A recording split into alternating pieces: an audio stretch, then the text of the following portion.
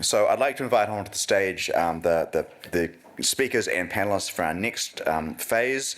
We've got Andrew Knight from Gas Industry Company, Chris Burgess from NZTE, and Dennis Collins from MPI. If you'd like to come up onto the stage now. This is going to be a bit of a blend between a panel discussion and a presentation session. They're each going to give you a small presentation, and then we'll have a bit of a panel discussion after that. And then we're going to move on. We're going to have Conrad Lendrum from Ministry for the Environment talk about waste minimisation policy in practice. So first up, I'm going to invite Andrew Knight to talk with you. Andy has been the CEO for the last 7 years of the Gas Industry Company. For those of you that don't know, the Gas Industry Company is the industry co-regulator. It's a collaboration between, the connection between industry and government for the regulation of the gas sector. I found Andy a very simple, straightforward person to deal with. He is trustworthy, he is direct, you always know where you stand with Andy. So I'm going to invite Andy to come and talk directly to you, and I'm sure he'll be asking you some questions to contribute. So get your Slidos out and be ready to fire your questions in. As long as you want. He said I've got as long as I want, so that's fun, isn't it? Which will be very short. Thanks a lot. So nice to be here, Andrew Knight. Tēnā koutou katoa. I have been, as I said, I've been in this role for 7 years. It's been quite a journey. When we first started out, biogas was a 4-letter word. And in many parts, I think, in relation to the earlier panel, some people in our country still think biogas is a 4-letter word. And that's a problem. So when we come to decision makers at councils and other areas, one of the issues we're running into is that people still see that biogas is part of a problem. They don't see it as potentially part of a solution. At GIC, we're owned by the gas industry, but we're set up under legislation. And I report to a board that's a mix of independent directors and industry, and I also report to a minister. So I have obligations there to the minister as well. And that gives us a pretty unique insight into what's happening on both sides, and a pretty unique responsibility to try and facilitate positive outcomes for the industry, positive outcomes for consumers. We have legislative obligations around what's happening with the supply of gas, including biogas, and we have legislative responsibilities around the way that things work in the industry and trying to make sure that we're getting fair and efficient and environmentally sustainable outcomes. So those are our sort of broad goals.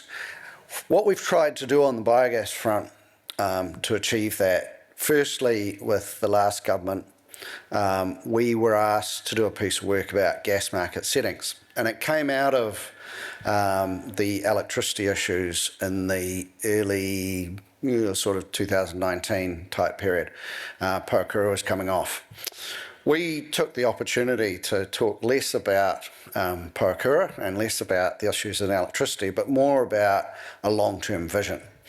And we talked about a vision that could be created dealing with the key issues in the industry, which included potentially things like, I noted someone earlier talking about electricity coming off gas, potentially talking about long-term arrangements with electricity so that there was greater certainty in the electricity markets and they knew what they were going to be using. And we knew from the gas industry point of view what they were going to be taking. That didn't happen. And we said if it doesn't happen, then by about 2025, you're going to start running into problems where industrial gas customers won't be able to get gas. And that's the situation we're at now. And whilst it's nice to be right, it would have been much better to have been wrong. And then we did another recommendation, which was, and you need a plan. And it wasn't necessarily the hardest recommendation to come up with, but for some reason it surprised people. We thought, let's have a plan of how the energy sector and the gas transition will work. And then the upstream people can understand how much investment they need to be making. The networks, the infrastructure people can understand what sort of investment they need to be making, and consumers are going to be able to understand what their pathways look like for going forward. Part of that plan, which we then spent a bit of time working on and released to the government in 23, was around biogas. We saw that the opportunity in biogas, and we did a couple of pretty, what we thought at the time were quite significant pieces of work, and I know there's someone from Becca here who helped us with an assessment of biogas at the time, and we did a piece of work that identified where the biogas opportunities might be at a high level, and what the costs might be. So we did a cost stack of how much biogas at what cost level. One of the interesting things that came out of that was that there appears to be quite a bit of biogas. I was doing something else with another business hat on, and we found a dairy factory and a meatworks, and they were flaring their biogas. They'd just put on a wood chip boiler, which was nice. They were flaring the biogas on top of a gas pipe. So I happen to know from my days when I used to look after the transmission system that there was a gas pipe running right there, and I looked at it where their flaring pit was, and I thought, I'm sure the gas pipe is on that side of the road between them and the river, and they've got to be almost right on top of it. And they just didn't understand that there was an opportunity. And it comes back to that question I think came up earlier. Why aren't people doing more? Partly it's a lack of understanding. Partly it's that in some parts of our regulatory, bureaucratic decision-making processes, whether it's councils or central government, biogas is still seen as a four-letter word. And part of the challenge for you here is to change that. When we looked at, as part of the gas transition plan, what we should be doing, we looked at whether there were initiatives we needed to do from a regulatory point of view. The Minister talked about some of those that we've got on with, irrespective of what without any specific government direction, but we just got on with them anyway. So we've had some work we did on certification, and there's been various engagement around certification. There's some work going on around our gas governance processes. One of the things that we do is we have oversight for what people should be doing and whether they are doing it, and we have a process we can go through to put people through a rulings panel and fine them and all those sorts of things. That's part of gas governance. Another part of it is the allocation reconciliation processes we run for the industry. And so with all of those things, we're trying to say, how does biogas fit with that? What do we need to be doing? It's that old joke, we're from government, we're here to help. So we see our role as trying to make sure we remove the barriers where possible, and we're enabling where possible. We do need feedback from the industry, and we get a range of feedback. It's fair to say some of it's constructive. So if you can go down the more constructive path, that would be nice. But given I've resigned and I've only got 6 weeks left, the next CEO will be fine. He'll take the unconstructive stuff. What we would like to see is more feedback so that the team here can start to make sure we are meeting your needs. And we've tried to look at a range of options. So we're dealing with the stuff on the gas governance. One of the things we've stopped short of, we haven't put in place a certification scheme.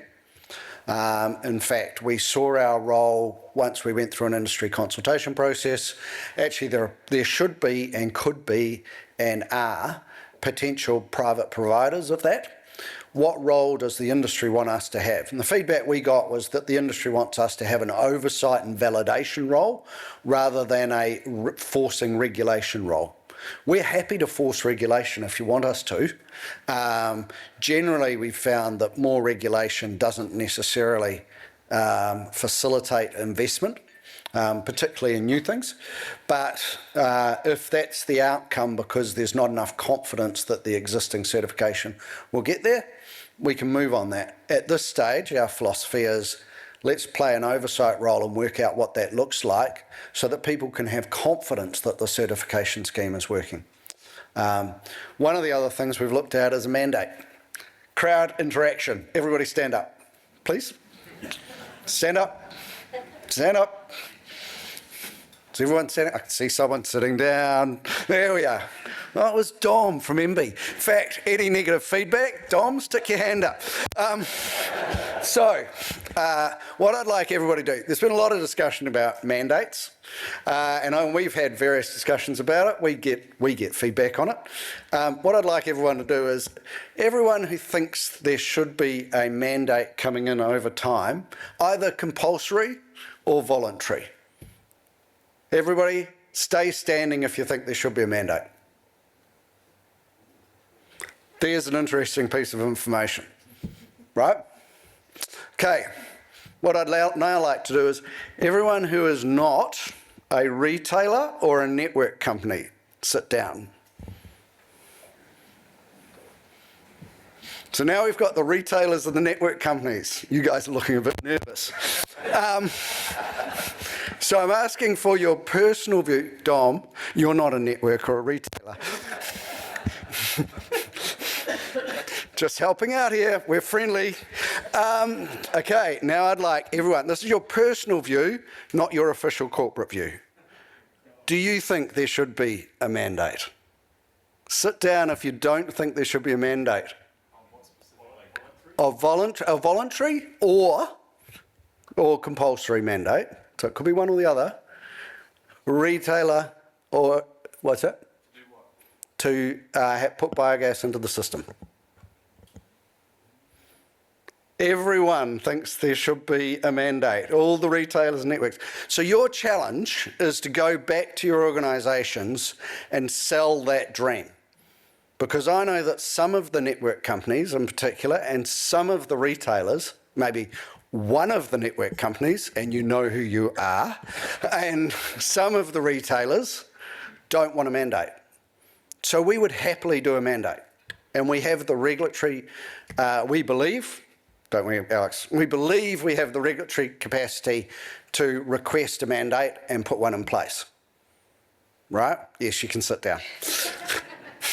We don't need to humiliate the retailers and the networks anymore. So it's a really interesting example of why aren't we doing more. We have tested this as GIC and asked people, do you want a mandate? We're really happy to do it. My personal view is that we won't achieve what we need to achieve with biogas unless we have a mandate. That's my personal view. That is not my GIC view, so I'm standing up here with my GIC hat on. I'm also on the ECA board, but I'm not here as ECA board, so I'm definitely not. But my personal view is it should be mandatory. Now, yes, question. You asked the retailers, you asked the network companies. Have you asked the transmission system operator? Well, they are, interestingly, the transmission system operator is a network company, but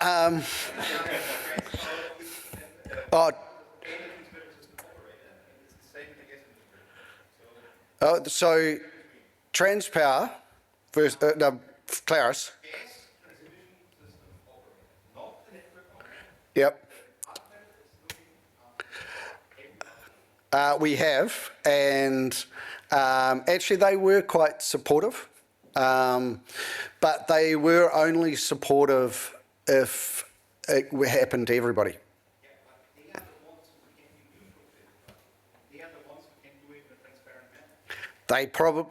Well, yes and no. So our view is that we're likely to have biogas coming into the networks, probably more than the transmission. And in fact, our view is that the easy wins on biogas, sewage treatment plants and the like, are more likely to come into networks rather than transmission. So they could still do all the paperwork in the management. They could. And, well, we can as well. So, as I said, my personal view, really happy to have a mandate. As long as you want, it's nearly up. As long as I want, it's nearly up. Okay. So, what I will leave you with is a request. Those people who were standing up, you need to request it.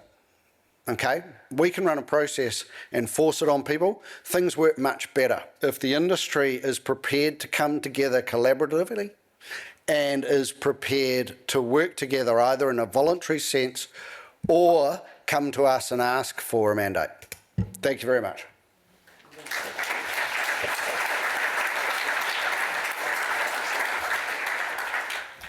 Now, there's a lot of good questions coming in Slido. We'll go through those once we get through the next couple little chunks. So next up, there's been a lot of discussion about investment and how we get investment going in the section, and so in the industry. Chris Burgess is an investment manager in the clean tech sector lead at New Zealand Trade and Enterprise, also branded as Invest NZ. I'm not quite sure the difference there. He's focused on greenfield opportunities, including waste to value. So he's going to tell us what NZTE/Invest NZ has to offer. Kia ora everybody. Thank you, Jeff. Well, just to sort of set the scene there, Invest NZ has spun out of NZTE, the investment function, with the key focus on foreign direct investment. My colleague Darren in the grey shirt is also here. If you wave your hand there, Darren. So this is we're a month in, but it's sort of somewhat same, but there is more budget coming, and I guess hopefully a greater emphasis on how we can lean in specifically to this sector. So for this presentation, I'm going to try and take the investor's perspective. I'm also going to try and help that then set the scene for some of these policy considerations. But first of all, I just also want to say it's so nice to see a lot of familiar faces in person. I spend a lot of my day on Zoom or Teams, so it's so thank you for Gas NZ and Bioenergy Association for this initiative. So some background on who I am and why I'm here. So yeah, as so noted, Chris Burgess, Auckland-based. My role and our team's role is essentially to help drive investment across multiple sectors, trying to catalyse new industry. Key agenda is how do we promote growth, productivity, innovation. As a caveat, I'm not an engineer, I'm not claiming to be an expert in anything I say, but I'm someone that regularly talks to developers, investors across the field, and I'm keen to try and bring their perspective to this discussion. So if we try and take a high-level view from an investor's perspective, most of which are Northern Hemisphere based, because home market to them, they're seeing proven technology, they're seeing their markets are often are more mature, and so they're looking at expansion. And so this often leads to New Zealand being considered, which makes sense. At a high level, high gas prices, high percentage of organics going to landfill, an underdeveloped biogas industry. And often NZTE or Invest NZ is often a first point of call for them to try and explore or understand what their market opportunity is. However, from what I can see, as they start peeling back the onion, we start to get a few hurdles start to appear, and as noted, this feedstock question is key, I think, and we're sort of taking on the eco work and the initiatives that will come, but I think the key thing is it's been brought up is that there is a real challenge, particularly for anaerobic digesters, to balance their feedstocks. They're looking for 10,000 plus tonnes of feedstock from multiple players, and so for an international developer, technology developer in a lot of cases that bring investors with them, they're trying to understand where am I going to get this from. And so, the first name that comes to mind for me is EcoStock, Andrew Fisher and the team, but they're an investor in EcoGas. They've got, a lot of the contracts are tied up with them, but I'm not seeing other aggregators out there that are collecting and have these relationships that could bring together and package up feedstock for, say, a new player. So then another, whoops, is this going to work? There we go. So then the next question becomes, okay, well, I bring my technology here, I bring some investors here, can we get some debt in this process? And the unfortunate situation, my understanding at the moment, is that the New Zealand banks are not prepared to offer debt on anaerobic digester projects. And then if we think about from a private investor perspective, generally the baseline is wanting at least a 12% internal rate of return. And so, in a context where particularly the Northern Hemisphere anaerobic digesters, they're heavily subsidised and the like, and we're trying to do things market-led here, which is admirable. But the reality is, for more anaerobic digesters to be built, the economics need to stack up. And so the debt play, the investment numbers need to come through, which often means that policy and incentives are needed to try and make that a reality. Another question that comes up: can I get insurance if I was to build an anaerobic digester in New Zealand? Is there insurance available in New Zealand? Do I have to go back to Northern Hemisphere players to bring that to get insurance cover? You know, international players then equals more expense. Does New Zealand have comparable standards? You know, Andy's brought up the standards query. Well, how will this align? Can I get long-term contracts? If I'm putting $50 million of investment plus into a plant, I can't do it on 1-year contracts. I need 10, 20-year contracts. That's really hard when you've got some of the incumbents, particularly some of the waste companies that are holding and control a lot of the feedstocks and can offer 1-year contracts in a lot of cases. And then it's this sovereign risk play. We were at the mercy of 3-year political cycles. If I build a $50, $100 million facility on a 20-year return profile, I can't have things change. So the curbside mandate getting pulled back in December, January, that was super, super hurtful for any investor looking at New Zealand. So the reality is that for particularly anaerobic digester plays, policy and direction. Direction, we need to have statements made that investors can align with. So then, on the flip side, if we think about international investors that own landfills in New Zealand, and maybe they're considering biogas upgrades, ironically, from what I can see if I put myself in their shoes, I'd be worried about feedstock issues as well.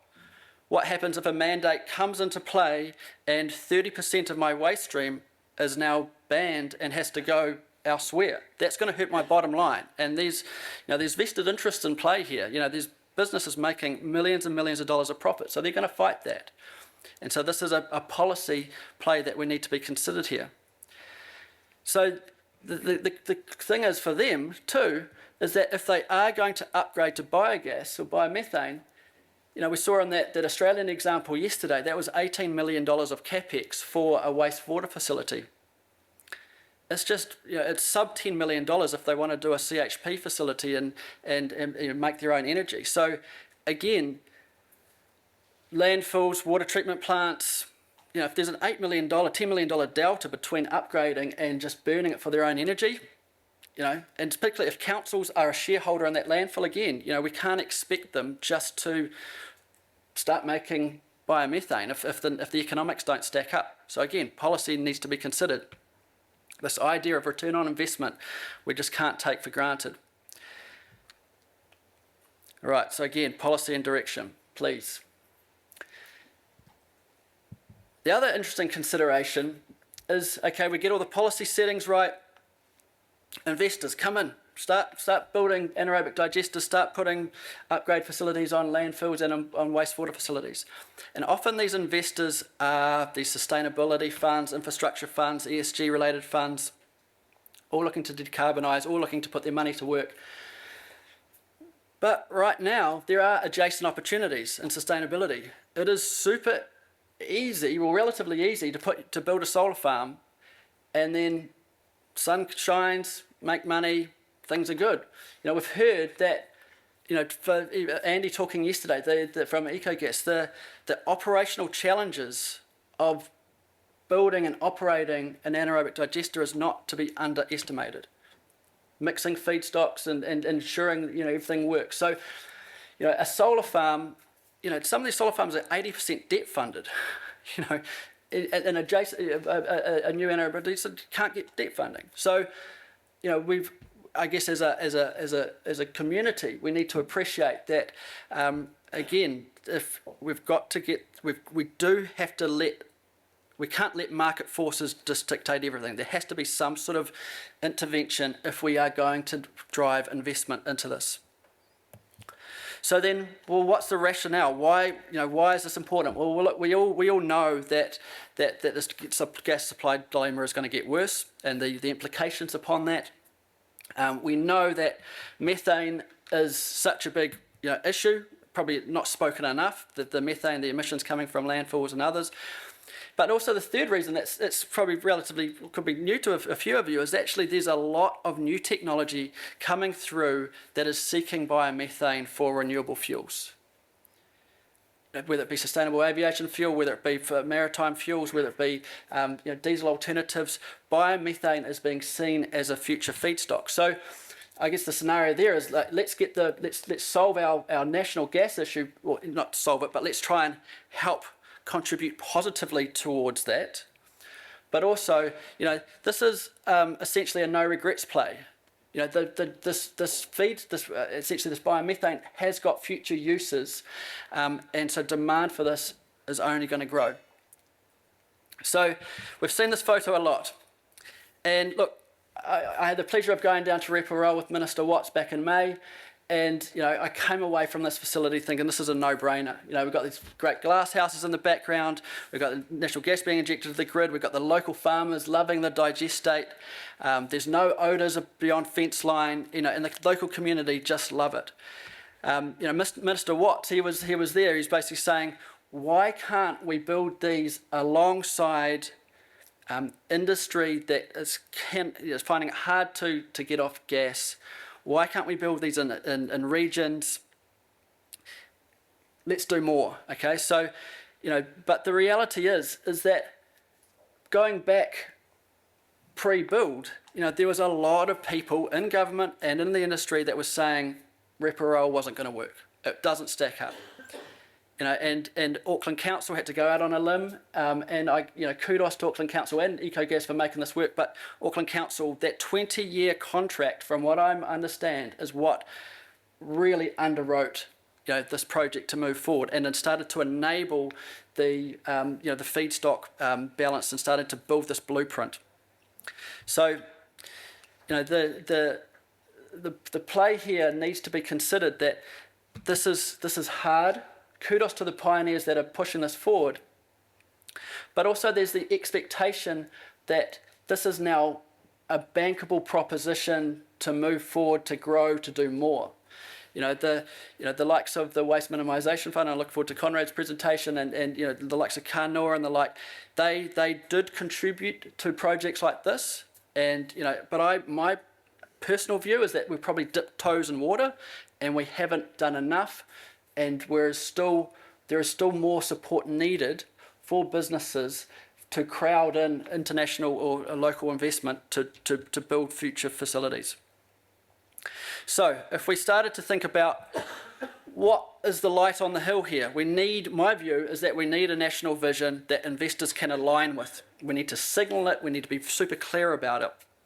So just putting forward this hypothetical scenario, I do think that this hub and spoke model at Reparoa and hopefully Christchurch and hopefully in other regions of the Manawatu and others will start to help bring in feedstocks. But these are big $50, $100 million plus facilities. And so then, we're really got to start thinking about these smaller plays sitting next to key industry or feedstocks. And ideally the scenario builds in then that these waste, these landfills and wastewater facilities are also then providing, biomethane. And it was so nice to see the previous presentation there, which identified pre-New Zealand's gas grid that, this idea of regional plays did work then. And again, there's an application here. So key point in this, whatever the target is, please give us a target. All right, so then what's the state of play? And so right now, from investors looking in, let's put ourselves back into those shoes of, let's say, European investors or technology developers or North American. The market, it looks stalled and it looks confused. Okay, so kudos again for organising this forum, because I think this is a good step forward. We've got a lot of people putting forward their views in the media, and lobbying different angles. I live in Auckland, and I can see it probably every few months in the papers around, do we this curbside collection and all the rest. And it's probably going to heat up as we go into the next into the local council elections and the like. But the reality is investment's not flowing. This is a no regrets play if we can start to get the framework together. So I guess I'm just going to put forward 6 or so notes here around what I think we need to do to support investment. So I believe we need a 10-year goal, whatever that number is, but just a goal to that investors can see, okay, what's the delta between where you are now and where you want to be in 10 years' time? Okay, there is a lot of growth opportunity. Okay, there is an opportunity here. Let's target New Zealand and maybe not Australia or other markets. We need enabling policy that takes a systems view. New Zealand is very good at doing small little knee-jerk reactions, but please, systems view, and feedstock needs to be at the centre of that. We need to be aligned with the policy then needs to be fed back into the Waste Minimisation Fund, Kanoa, and other government initiatives, so everyone can line up and support key projects. We're starting to see it in renewable energy. There are councils around New Zealand that are pre-consenting sites for renewable energy development. If other councils can be starting to do that and also starting to think about biogas type projects, pre-consenting sites, identifying sites, and basically having your own local prospectuses that you can feed to organisations like Invest New Zealand. So when we get these international developers coming through, we can say, here it is, look at this market, or this region, pre-consented, we've got to make it easy for them to come in, turnkey projects. And then again, we hear it time and time again, cross-government support, 3-year political cycles do hinder us. And so we need this long-term view that we all can align back to. So anyway, that's my wish list. Hopefully there's some parts in there that resonate, but back to you, Jeff.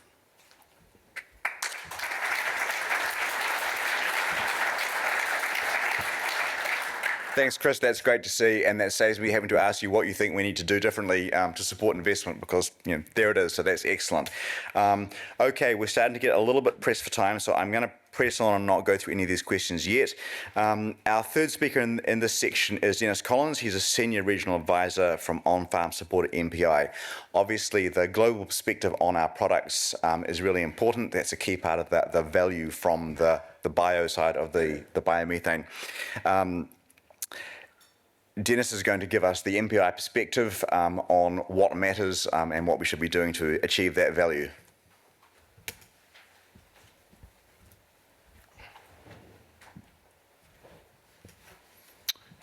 Tēnā koutou, ko Dennis Collins, toka ingo nā Waitapu ahau. Ki tapawai ahu whenua ahau I mahi ana, tēnā koutou katoa.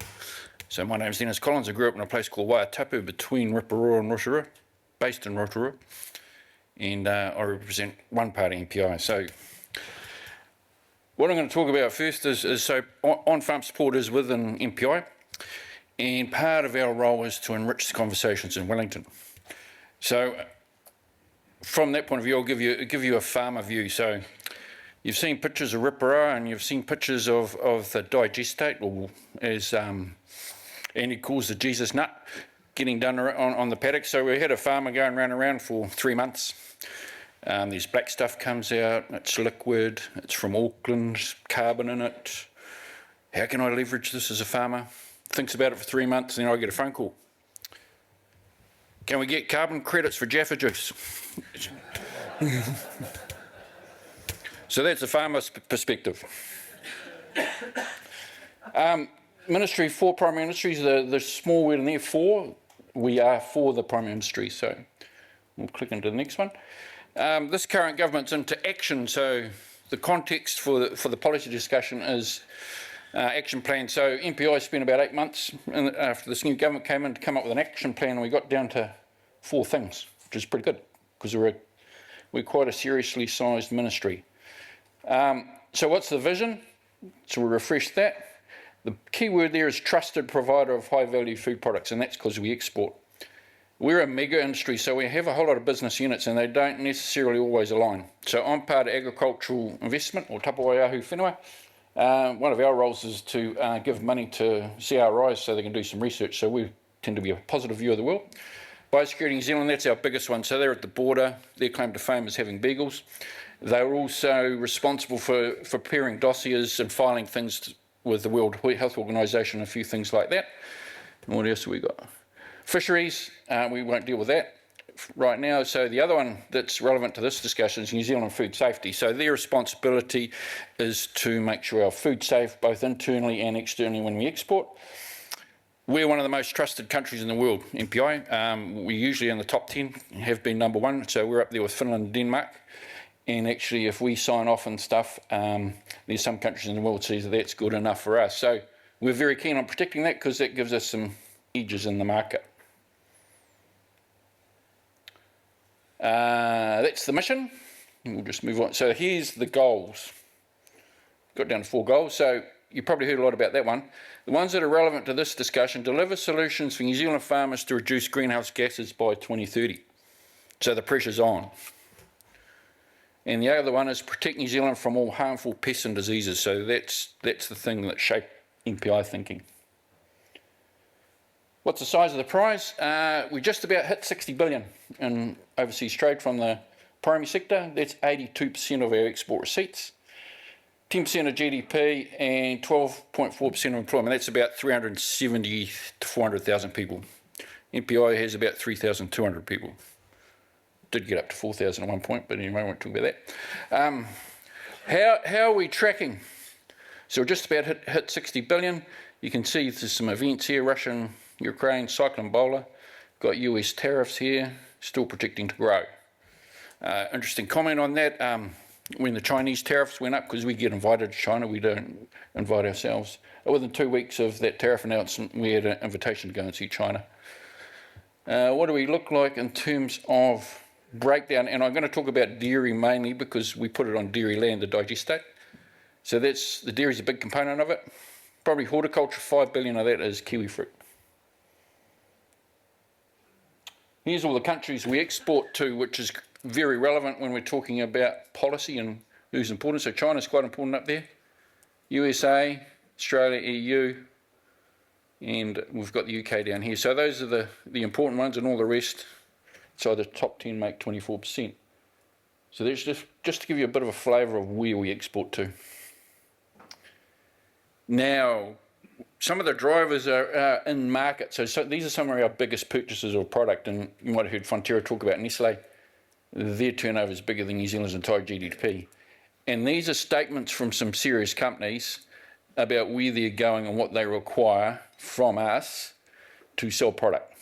So we've got Nestle, JBS Foods, they trade about a quarter of the world's beef. Danone, a French-based company, they have a footprint in New Zealand. They've got their own dairy processing in the South Island.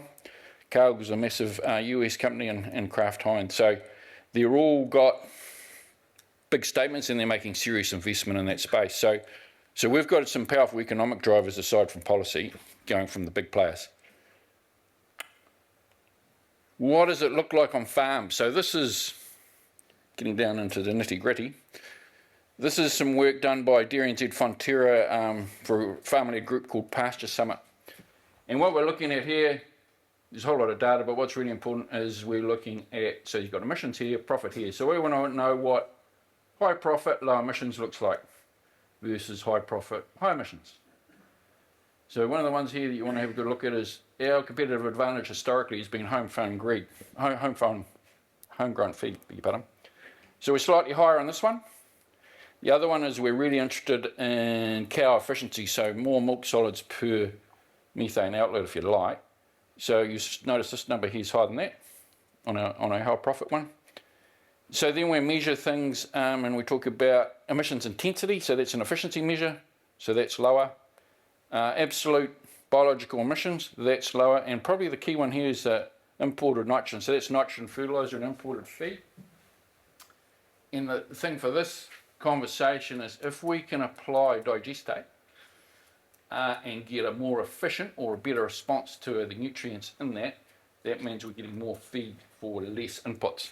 and there's definitely a play there because there's some, we know with organic matter, as you increase that in pasture, you increase the ability for the soil to hold nutrients for longer, so less leaching, which is always a good thing. We do have a challenge, and we're trying to understand that over time, our pasture eaten per hectare is on a decline. So that's a curious thing we're trying to figure out. I'll just bypass that one. So that gives you a picture, hopefully right down to farm level, as to what's going on and what's important from MPI. So on that note, hand over to you.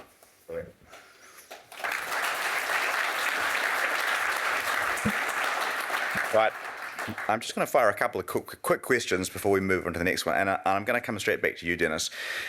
If MPI has a goal to reduce greenhouse gases, and you're saying that biodigestate is a one way to do that, what, if anything, is MPI doing to help facilitate that pathway?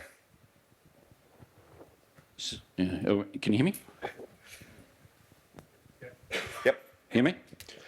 So MPI have been engaged with EcoGas because they're just down the road, so we're having kōrero with them and trying to get ourselves all aligned. So what we're doing, because we don't need to reinvent the wheel, so our issue is about trust and what could potentially happen with digestate on the ground.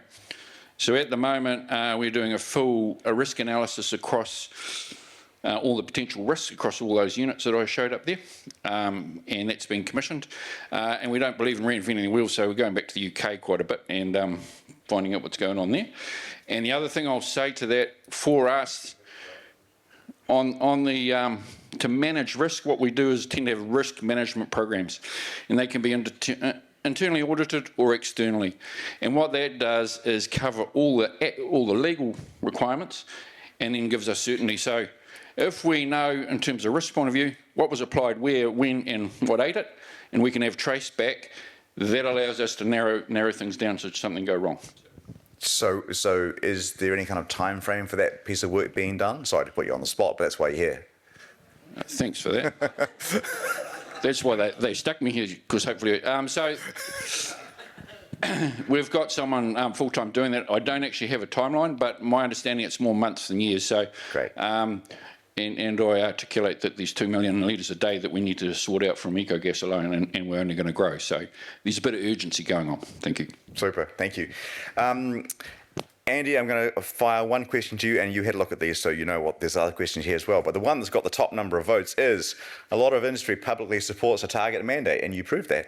Would all networks or retailers need to support it for the Minister to adopt this key way for government to help?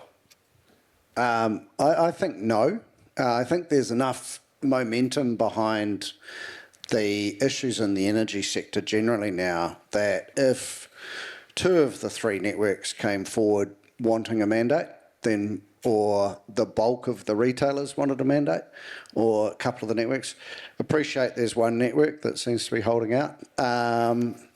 My view would be leave them behind and then the mandate just gets imposed on them. But that's a way forward. I mean, we have had a letter from GANS 4 years ago asking us to put a mandate in, and then that letter got withdrawn about a week later. Just as I was about to send a letter to the Minister saying we wanted a mandate. But yeah, I think you can't bring everybody along, and that's why it needs to potentially be a regulated solution. So if enough of you write to us asking for it, then we'll have a pretty serious look, and I think we'll take that as a mandate to go ahead and do it. Excellent. Brilliant. Thank you. Look, I think that's probably all the time we've got for questions on that.